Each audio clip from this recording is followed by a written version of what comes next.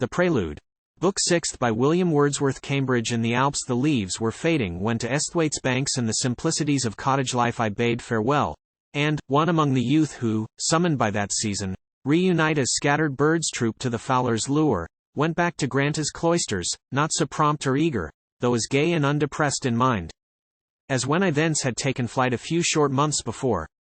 I turned my face without repining from the coves and heights clothed in the sunshine of the withering fern, quitted, not loth, the mild magnificence of calmer lakes and louder streams, and you, frank-hearted maids of rocky Cumberland, you in your not unwelcome days of mirth, relinquished, and your nights of revelry, and in my own unlovely cell sat down in lightsome mood. Such privilege has youth that cannot take long leave of pleasant thoughts. The bonds of indolent society relaxing in their hold, henceforth I lived more to myself. 2 winters may be passed without a separate notice. Many books were skimmed, devoured, or studiously perused, but with no settled plan. I was detached internally from academic cares, yet independent study seemed a course of hardy disobedience toward friends and kindred, proud rebellion and unkind. This spurious virtue, rather let it bear a name it now deserves, this cowardice, gave treacherous sanction to that over-love of freedom which encouraged me to turn from regulations even of my own as from restraints and bonds. Yet who can tell, who knows what thus may have been gained, both then and at a later season, or preserved? What love of nature, what original strength of contemplation, what intuitive truths the deepest and the best, what keen research, unbiased, unbewildered, and unawed. The poet's soul was with me at that time. Sweet meditations, the still overflow of present happiness, while future years lacked not anticipations, tender dreams, no few of which have since been realized, and some remain, hopes for my future life. 4 years and 30, told this very week, have I been now a sojourner on earth, by sorrow not unsmitten. Yet for me life's morning radiance hath not left the hills, her dew is on the flowers. Those were the days which also first emboldened me to trust with firmness, hitherto but slightly touched by such a daring thought, that I might leave some monument behind me which pure hearts should reverence. The instinctive humbleness, maintained even by the very name and thought of printed books and authorship, began to melt away, and further, the dread awe of mighty names was softened down and seemed approachable, admitting fellowship of modest sympathy. Such aspect now, though not familiarly, my mind put on, content to observe, to achieve, and to enjoy. All winter long, whenever free to choose, did I by night frequent the college grove and tributary walks, the last, and oft the only one, who had been lingering there through hours of silence, till the porter's bell, a punctual follower on the stroke of 9, rang with its blunt unceremonious voice, inexorable summons. Lofty elms, inviting shades of opportune recess, bestowed composure on a neighborhood unpeaceful in itself. A single tree with sinuous trunk, boughs exquisitely wreathed, grew there. An ash which winter for himself decked out with pride, and with outlandish grace. Up from the ground, and almost to the top, the trunk and every master branch were green with clustering ivy, and the lightsome twigs and outer spray profusely tipped with seeds that hung in yellow tassels, while the air stirred them, not voiceless. Often have I stood foot-bound uplooking at this lovely tree beneath a frosty moon. The hemisphere of magic fiction, verse of mine, perchance may never tread, but scarcely Spenser's self could have more tranquil visions in his youth, or could more bright appearances create of human forms with superhuman powers, than I beheld, loitering on calm clear nights alone, beneath this fairy work of earth. On the vague reading of a truant youth 'twere idle to descant. My inner judgment not seldom differed from my taste in books, as if it appertained to another mind, and yet the books which then I valued most are dearest to me, now, for, having scanned, not heedlessly, the laws, and watched the forms of nature, in that knowledge I possessed a standard, often usefully applied, even when unconsciously, to things removed from a familiar sympathy. In fine, I was a better judge of thoughts than words, misled in estimating words, not only by common inexperience of youth, but by the trade in classic niceties, the dangerous craft of culling term and phrase from languages that want the living voice to carry meaning to the natural heart, to tell us what is passion, what is truth, what reason, what simplicity and sense. Yet may we not entirely overlook the pleasure gathered from the rudiments of geometric science. Though advanced in these inquiries, with regret I speak, no farther than the threshold, there I found both elevation and composed delight, with Indian awe and wonder, Ignorance pleased with its own struggles, did I meditate on the relation those abstractions bear to nature's laws, and by what process led, those immaterial agents bowed their heads duly to serve the mind of earth-born man, from star to star, from kindred sphere to sphere, from system on to system without end. More frequently from the same source I drew a pleasure quiet and profound, a sense of permanent and universal sway, and paramount belief. There, recognized a type, for finite natures, of the one supreme existence, the surpassing life which, to the boundaries of space and time, of melancholy space and doleful time, superior and incapable of change, nor touched by welterings of passion is, and hath the name of, God. Transcendent peace and silence did await upon these thoughts that were a frequent comfort to my youth. 'Tis told by one whom stormy waters threw, with fellow sufferers by the shipwreck spared, upon a desert coast, that having brought to land a single volume, saved by chance, a treatise of geometry, he want, although of food and clothing destitute, and beyond common wretchedness depressed, to part from company and take this book, then first a self-taught pupil in its truths, to spots remote, and draw his diagrams with a long staff upon the sand, and thus did oft beguile his sorrow, and almost forget his feeling. So, if like effect from the same cause produced, mid outward things so different, may rightly be compared, so was it then with me, and so will be with poets ever. Mighty is the charm of those abstractions to a mind beset with images and haunted by herself, and specially delightful unto me was that clear synthesis built up aloft so gracefully, even then when it appeared not more than a mere plaything, or a toy to sense embodied, not the thing it is in verity, an independent world, created out of pure intelligence. Such dispositions then were mine unearned by aught, I fear, of genuine desert, mine, through heaven's grace and inborn aptitudes. And not to leave the story of that time imperfect, with these habits must be joined, moods melancholy, fits of spleen, that loved a pensive sky, sad days, and piping winds, the twilight more than dawn, autumn than spring, a treasured and luxurious gloom of choice and inclination mainly, and the mere redundancy of youth's contentedness. To time thus spent, add multitudes of hours pilfered away, by what the bard who sang of the enchanter indolence hath called, good-natured lounging, and behold a map of my collegiate life, far less intense than duty called for, or, without regard to duty, might have sprung up of itself by change of accidents, or even, to speak without unkindness, in another place. Yet why take refuge in that plea? The fault, this I repeat, was mine. Mine be the blame.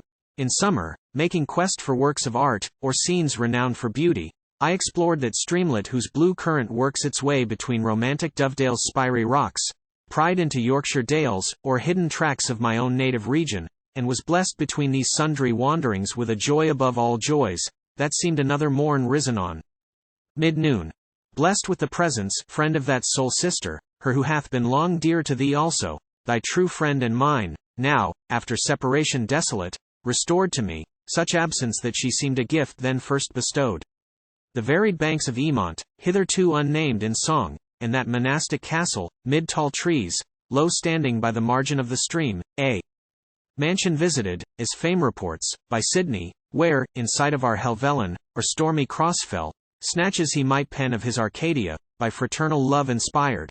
That river and those mouldering towers have seen us side by side, when, having clomb the darksome windings of a broken stair, and crept along a ridge of fractured wall, not without trembling, we in safety looked forth, through some Gothic window's open space, and gathered with one mind a rich reward from the far-stretching landscape, by the light of morning beautified, or purple eve, or, not less pleased, lay on some turret's head, catching from tufts of grass and harebell flowers their faintest whisper to the passing breeze, given out while midday heat oppressed the plains. Another maid there was, who also shed a gladness o'er that season, then to me, by her exulting outside look of youth and placid under countenance, first endeared, that other spirit, Coleridge, who is now so near to us, that meek confiding heart, so reverenced by us both. O'er paths and fields in all that neighborhood, through narrow lanes of eglantine, and through the shady woods, and o'er the border beacon, and the waste of naked pools, and common crags that lay exposed on the bare fell, were scattered love, the spirit of pleasure, and youth's golden gleam. O friend, we had not seen thee at that time, and yet a power is on me, and a strong confusion, and I seem to plant thee there. Far art thou wandered now in search of health and milder breezes. Melancholy lot! but thou art with us in the past, the present, with us in the times to come. There is no grief, no sorrow, no despair, no languor, no dejection, no dismay, no absence scarcely can there be, for those who love as we do. Speed thee well, divide with us thy pleasure, thy returning strength, receive it daily as a joy of ours, share with us thy fresh spirits. Whether gift of gales Edesian or of tender thoughts, I, too, have been a wanderer, but, alas! How different the fate of different men! Though mutually unknown, yea nursed and reared as if in several elements, we were framed to bend at last to the same discipline, predestined, if two beings ever were, to seek the same delights, and have one health, one happiness. Throughout this narrative, else sooner ended, I have borne in mind for whom it registers the birth, and marks the growth, of gentleness, simplicity, and truth, and joyous loves, that hallow innocent days of peace and self-command. Of rivers, fields, and groves I speak to thee, my friend. To thee, who, yet a liveried schoolboy, in the depths of the huge city, on the leaded roof of that wide edifice, thy school and home, wert used to lie and gaze upon the clouds moving in heaven, or, of that pleasure tired, to shut thine eyes, and by eternal light see trees, and meadows, and thy native stream, far distant, thus beheld from year to year of a long exile. Nor could I forget, in this late portion of my argument, that scarcely, as my term of pupilage ceased, had I left those academic bowers when thou wert thither guided, from the heart of London, and from cloisters there, thou camest, and didst sit down in temperance and peace, a rigorous student. What a stormy course then followed! Oh, it is a pang that calls for utterance, to think what easy change of circumstances might to thee have spared a world of pain, ripened 1,000 hopes, forever withered. Through this retrospect of my collegiate life I still have had thy after sojourn in the self-same place present before my eyes, have played with times and accidents as children do with cards, or as a man, who, when his house is built, a frame locked up in wood and stone, doth still, as impotent fancy prompts, by his fireside, rebuild it to his liking. I have thought of thee, thy learning, gorgeous eloquence, and all the strength and plumage of thy youth, thy subtle speculations, toils abstruse among the schoolmen, and platonic forms of wild ideal pageantry, shaped out from things well matched or ill, and words for things, the self-created sustenance of a mind debarred from nature's living images, compelled to be a life unto herself, and unrelentingly possessed by thirst of greatness, love, and beauty. Not alone, surely not in singleness of heart should I have seen the light of evening fade from smooth Cam's silent waters. Had we met, even at that early time, needs must I trust in the belief, that my maturer age, my calmer habits, and more steady voice, would with an influence benign have soothed, or chased away, the airy wretchedness that battened on thy youth. But thou hast trod a march of glory, which doth put to shame these vain regrets. Health suffers in thee, else such grief for thee would be the weakest thought that ever harbored in the breast of man. A passing word erewhile did lightly touch on wanderings of my own, that now embraced with livelier hope a region wider far. When the third summer freed us from restraint, a youthful friend, he too a mountaineer, not slow to share my wishes, took his staff, and sallying forth, we journeyed side by side, bound to the distant Alps. A hearty slight did this unprecedented course imply, of college studies and their set rewards, nor had, in truth, the scheme been formed by me without uneasy forethought of the pain, the censures, and ill-omening, of those to whom my worldly interests were dear. But nature then was sovereign in my mind, and mighty forms, seizing a youthful fancy, had given a charter to irregular hopes. In any age of uneventful calm among the nations, surely would my heart have been possessed by similar desire, but Europe at that time was thrilled with joy, France standing on the top of golden hours, and human nature seeming born again. Lightly equipped, and but a few brief looks cast on the white cliffs of our native shore from the receding vessel's deck, we chanced to land at Calais on the very eve of that great federal day, and there we saw, in a mean city, and among a few, how bright a face is worn when joy of one is joy for tens of millions. Southward thence we held our way, direct through hamlets, towns, gaudy with reliques of that festival, flowers left to wither on triumphal arcs, and window garlands on the public roads, and, once, 3 days successively, through paths by which our toilsome journey was abridged, among sequestered villages we walked and found benevolence and blessedness spread like a fragrance everywhere, when spring hath left no corner of the land untouched. where elms for many and many a league in files with their thin umbrage, on the stately roads of that great kingdom, rustled o'er our heads, forever near us as we paced along. How sweet at such a time, with such delight on every side, in prime of youthful strength, to feed a poet's tender melancholy and fond conceit of sadness, with the sound of undulations varying as might please the wind that swayed them. Once, and more than once, unhoused beneath the evening star we saw dances of liberty, and, in late hours of darkness, dances in the open air deftly prolonged, though grey-haired lookers-on might waste their breath in chiding. Under hills, the vine-clad hills and slopes of Burgundy, upon the bosom of the gentle Saône we glided forward with the flowing stream. Swift Rhone, thou wert the wings on which we cut a winding passage with majestic ease between thy lofty rocks. Enchanting show those woods and farms and orchards did present, and single cottages and lurking towns, reach after reach, succession without end of deep and stately vales. A lonely pair of strangers, till day closed, we sailed along clustered together with a merry crowd of those emancipated, a blithe host of travelers, chiefly delegates, returning from the great spousals newly solemnized at their chief city, in the sight of heaven. Like bees they swarmed, gaudy and gay as bees, some vapored in the unruliness of joy, and with their swords flourished as if to fight the saucy air. In this proud company we landed, took with them our evening meal, guests welcome almost as the angels were to Abraham of old. The supper done, with flowing cups elate and happy thoughts we rose at signal given, and formed a ring and, hand in hand, danced round and round the board. All hearts were open, every tongue was loud with amity and glee. We bore a name honored in France, the name of Englishmen, and hospitably did they give us hail, as their forerunners in a glorious course, and round the board we danced again. With these blithe friends our voyage we renewed at early dawn. The monastery bells made a sweet jingling in our youthful ears, the rapid river flowing without noise, and each uprising or receding spire spake with a sense of peace, at intervals touching the heart amid the boisterous crew by whom we were encompassed. Taking leave of this glad throng, foot travelers side by side, measuring our steps in quiet, we pursued our journey, and ere twice the sun had set beheld the convent of Chartreuse, and there rested within an awful solitude, yes, for even then no other than a place of soul-affecting solitude, appeared that far-famed region, though our eyes had seen, as toward the sacred mansion we advanced, arms flashing, and a military glare of riotous men commissioned to expel the blameless inmates, and belike subvert that frame of social being, which so long had bodied forth the ghostliness of things in silence visible and perpetual calm. Stay your sacrilegious hands. The voice was nature's, uttered from her alpine throne. I heard it then and seem to hear it now. Your impious work forbear, perish what may. Let this one temple last, be this one spot of earth devoted to eternity. She ceased to speak, but while St. Bruno's pines waved their dark tops, not silent as they waved, and while below, along their several beds, murmured the sister streams of life and death, thus by conflicting passions pressed, my heart responded. Honor to the patriot's zeal. Glory and hope to newborn liberty. Hail to the mighty projects of the time. Discerning sword that justice wields, do thou go forth and prosper.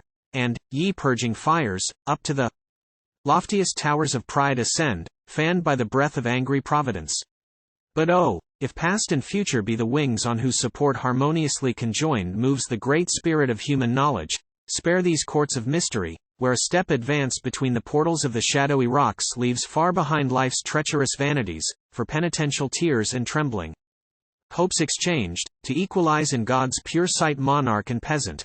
Be the house redeemed with its unworldly votaries, for the sake of conquest over sense, hourly achieved through faith and meditative reason, resting upon the word of heaven imparted truth, calmly triumphant, and for humbler claim of that imaginative impulse sent from these majestic floods, yon shining cliffs, the untransmuted shapes of many worlds, cerulean ether's pure inhabitants, these forests unapproachable by death, that shall endure as long as man endures, to think, to hope, to worship, and to feel, to struggle, to be lost within himself in trepidation, from the blank abyss to look with bodily eyes, and be consoled. Not seldom since that moment have I wished that thou, O friend, the trouble or the calm hadst shared, when, from profane regards apart, in sympathetic reverence we trod the floors of those dim cloisters, till that hour, from their foundation, strangers to the presence of unrestricted and unthinking man. Abroad, how cheeringly the sunshine lay upon the open lawns. Valombre's groves entering, we fed the soul with darkness. Thence issued, and with uplifted eyes beheld, in different quarters of the bending sky, the cross of Jesus stand erect, as if hands of angelic powers had fixed it there, memorial reverenced by 1,000 storms. Yet then, from the undiscriminating sweep and rage of one state whirlwind, insecure. 'Tis not my present purpose to retrace that variegated journey step by step. A march it was of military speed, and earth did change her images and forms before us, fast as clouds are changed in heaven. Day after day, up early and down late, from hill to vale we dropped, from vale to hill mounted, from province on to province swept, keen hunters in a chase of 14 weeks, eager as birds of prey, or as a ship upon the stretch, when winds are blowing. Fair, sweet covers did we cross of pastoral life, enticing valleys, greeted them and left too soon, while yet the very flash and gleam of salutation were not passed away. Oh, sorrow for the youth who could have seen, unchastened, unsubdued, unawed, unraised to patriarchal dignity of mind, and pure simplicity of wish and will, those sanctified abodes of peaceful man, pleased. Though to hardship born, encompassed round with danger, varying as the seasons change, pleased with his daily task, or, if not pleased, contented, from the moment that the dawn, surely not without attendant gleams of soul illumination, calls him forth to industry, by glistenings flung on rocks, whose evening shadows lead him to repose. Well might a stranger look with bounding heart down on a green recess, the first I saw of those deep haunts, an aboriginal vale, quiet and lorded over and possessed by naked huts, wood-built, and sown like tents or Indian cabins over the fresh lawns and by the riverside. That very day, from a bare ridge we also first beheld unveiled the summit of Mont Blanc, and grieved to have a soulless image on the eye that had usurped upon a living thought that never more could be. The wondrous vale of Chamouni stretched far below, and soon with its dumb cataracts and streams of ice, a motionless array of mighty waves, 5 rivers broad and vast, made rich amends and reconciled us to realities. Their small birds warble from the leafy trees, the eagle soars high in the element, there doth the reaper bind the yellow sheaf, the maiden spread the haycock in the sun, while winter like a well-tamed lion walks, descending from the mountain to make sport among the cottages by beds of flowers. Whate'er in this wide circuit we beheld, or heard, was fitted to our unripe state of intellect and heart. With such a book before our eyes, we could not choose but read lessons of genuine brotherhood, the plain and universal reason of mankind, the truths of young and old. Nor, side by side pacing, 2 social pilgrims, or alone each with his humor, could we fail to abound in dreams and fictions, pensively composed, dejection taken up for pleasure's sake, and gilded sympathies, the willow wreath, and sober posies of funereal flowers, gathered among those solitudes sublime from formal gardens of the Lady Sorrow, did sweeten many a meditative hour.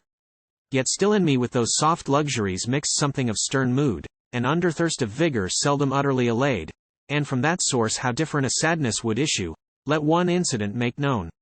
When from the Valais we had turned, and clomb along the Simplon's steep and rugged road, following a band of muleteers, we reached a halting place, where all together took their noontide meal. Hastily rose our guide, leaving us at the board. A while we lingered, then paced the beaten downward way that led right to a rough stream's edge, and there broke off. The only track now visible was one that from the torrent's further brink held forth conspicuous invitation to ascend a lofty mountain. After brief delay crossing the unbridged stream, that road we took, and clomb with eagerness, till anxious fears intruded, for we failed to overtake our comrades gone before. By fortunate chance, while every moment added doubt to doubt, a peasant met us, from whose mouth we learned that to the spot which had perplexed us first we must descend, and there should find the road, which in the stony channel of the stream lay a few steps, and then along its banks, and, that our future course, all plain to sight, was downwards, with the current of that stream. Loth to believe what we so grieved to hear, for still we had hopes that pointed to the clouds, we questioned him again, and yet again, but every word that from the peasant's lips came in reply, translated by our feelings, ended in this, that we had crossed the Alps.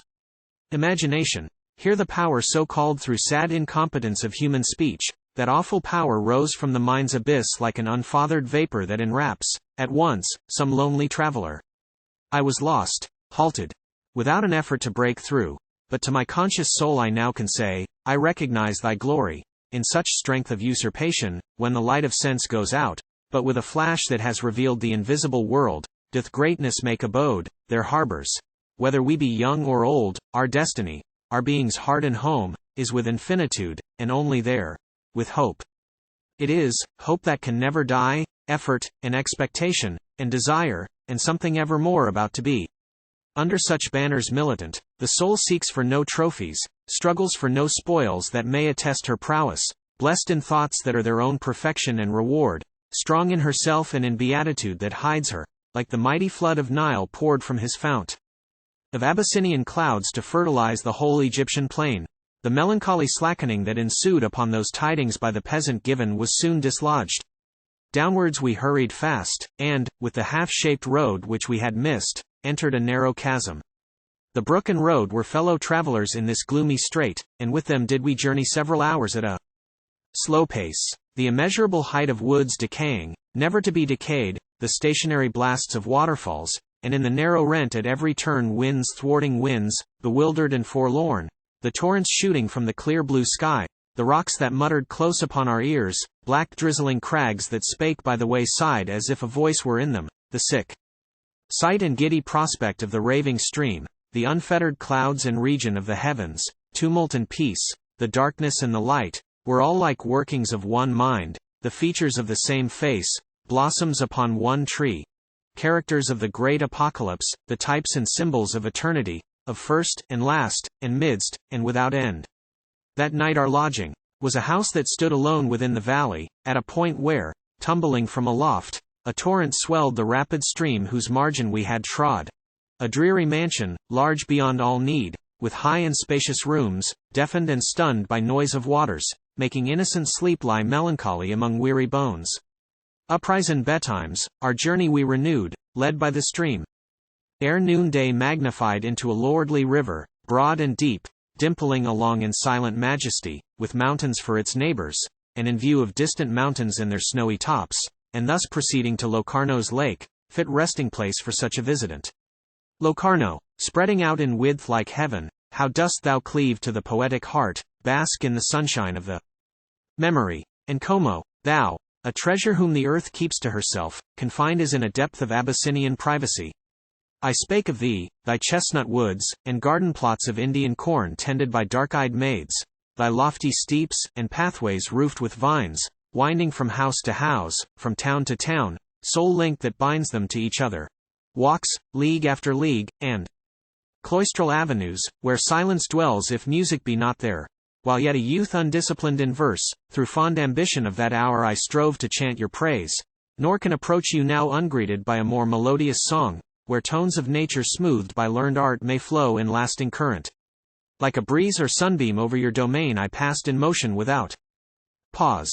But ye have left your beauty with me, a serene accord of forms and colors, passive, yet endowed in their submissiveness with power as sweet and gracious, almost, might I dare to say, as virtue as, or goodness, sweet as love, or the remembrance of a generous deed, or mildest visitations of pure thought, when God, the giver of all joy, is thanked religiously, in silent blessedness. Sweet as this last herself, for such it is. With those delightful pathways we advanced, for 2 days' space, in presence of the lake, that, stretching far among the Alps, assumed a character more stern. The second night, from sleep awakened, and misled by sound of the church clock telling the hours with strokes whose import then we had not learned, we rose by moonlight, doubting not that day was nigh, and that meanwhile, by no uncertain path, along the winding margin of the lake, led, as before, we should behold the scene hushed in profound repose. We left the town of Gravedona with this hope, but soon were lost, bewildered among woods immense, and on a rock sat down, to wait for day. An open place it was, and overlooked, from high, the sullen water far beneath, on which a dull red image of the moon lay bedded, changing oftentimes its form like an uneasy snake. From hour to hour we sat and sat, wondering, as if the night had been ensnared by witchcraft. On the rock at last we stretched our weary limbs for sleep, but could not sleep, tormented by the stings of insects, which, with noise like that of noon, filled all the woods. The cry of unknown birds, the mountains more by blackness visible and their own size, than any outward light, the breathless wilderness of clouds, the clock that told, with unintelligible voice, the widely parted hours, the noise of streams, and sometimes rustling motions nigh at hand, that did not leave us free from personal fear, and, lastly, the withdrawing moon, that set before us, while she still was high in heaven. These were our food, and such a summer's night followed that pair of golden days that shed on Como's lake, and all that round it lay, their fairest, softest, happiest influence. But here I must break off, and bid farewell to days, each offering some new sight, or fraught with some untried adventure, in a course prolonged till sprinklings of autumnal snow checked our unwearied steps. Let this alone be mentioned as a parting word, that not in hollow exultation, dealing out hyperboles of praise comparative, not rich one moment to be poor forever, not prostrate, overborne, as if the mind herself were nothing, a mere pensioner on outward forms, did we in present stand of that magnificent region. On the front of this whole song is written that my heart must, in such temple, needs have offered up a different worship. Finally, whate'er I saw, or heard, or felt, was but a stream that flowed into a kindred stream, a gale, confederate with the current of the soul, to speed my voyage. Every sound or sight, in its degree of power, administered to grandeur or to tenderness, to the one directly, but to tender thoughts by means less often instantaneous in effect, led me to these by paths that, in the main, were more circuitous, but not less sure duly to reach the point marked out by heaven. Oh, most beloved friend! A glorious time, a happy time that was. Triumphant looks were then the common language of all eyes, as if awaked from sleep, the nations hailed their great expectancy. The fife of war was then a spirit-stirring sound indeed, a blackbird's whistle in a budding grove. We left the Swiss exulting in the fate of their near neighbors, and, when shortening fast our pilgrimage, nor distant far from home, we crossed the Brabant armies on the fret for battle in the cause of liberty. A stripling, scarcely of the household then of social life, I looked upon these things as from a distance, heard, and saw, and felt, was touched, but with no intimate concern. I seemed to move along them, as a bird moves through the air, or as a fish pursues its sport, or feeds in its proper element. I wanted not that joy, I did not need such help.